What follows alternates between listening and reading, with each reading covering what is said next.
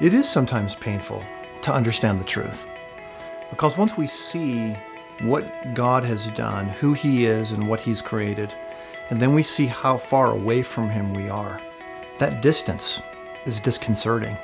I go to my church leaders and I ask them, hey, can you explain this? And they're just like, no, you just live by faith. I'm like, that's not enough.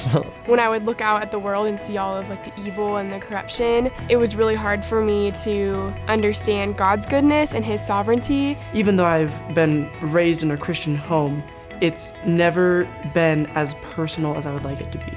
I would go to a party or something and they'd be like, why don't you drink? I know a lot of people lack a sense of direction today, but when I talk with students, they all tell me they want to be people who make a difference in the world. Well, imagine if you could come to a place for 12 days, study with world-class leaders who will answer your questions about all of the tough things happening in life. Then imagine you could be surrounded by a lot of other young adults who are going through that same journey and guided by staff who mentor you one-on-one and in small groups. This experience inspires a sense of purpose and direction in life unlike anything I have ever seen. I love small groups. It's been a really amazing time to process everything that we've been learning and not just let what we hear stay in our mind, but let it really transfer to our heart. Opening up is a really important thing, and it's a thing that guys struggle with. Last night we went down into town, got some mate, and just sat there and talked about this stuff, and it was, question after question. I mean, we could have sat there for another 4 hours. In a world where truth really isn't all that important, we bring in world-class philosophers and ethicists and theologians and economists who help the students grapple with reality. The speakers are hilarious. I'm not gonna lie, they are so funny. It's their ability to speak and give us information, but also keep us interested. I've thoroughly enjoyed Meyer's series of lectures about these 6 worldviews. Going back, I can think of friends that I have home that are Buddhist. So we want to work hard in studying with our minds, but we also want to play hard by exercising our bodies and being together in community. Staying inside is a crime. We have to get outside and have a great time together.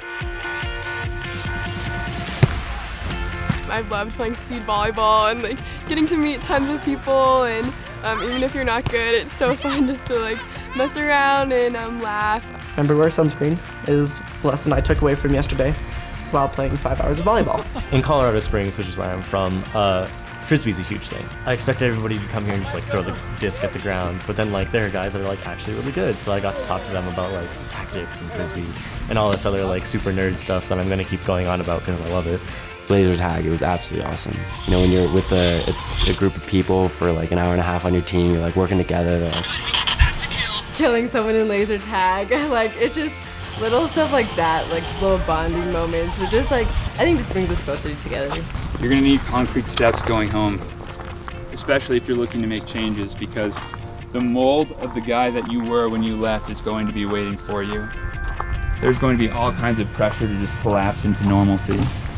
We are always joking and laughing, and I love to joke and I love to laugh, but God has called us to do so much more, and questions are just the beginning of it. I have gone through a lot, and it's really, really hard to see how that can be good sometimes. But you can go through bad things, but still through those bad things, life gets better and life goes on, and it's for the betterment of the kingdom, and that's all that really matters. Even though I may not be famous or I may not have a platform, I can have a difference in the areas that God's called me to because I'm His child and I'm loved by Him. When students leave the summit, I want them to be focused on loving God with all of their heart, soul, mind, and strength, and then loving their neighbor as themselves. If they can do those 2 things, I have no doubt they will influence this country for God's greater glory, and it's going to be incredible.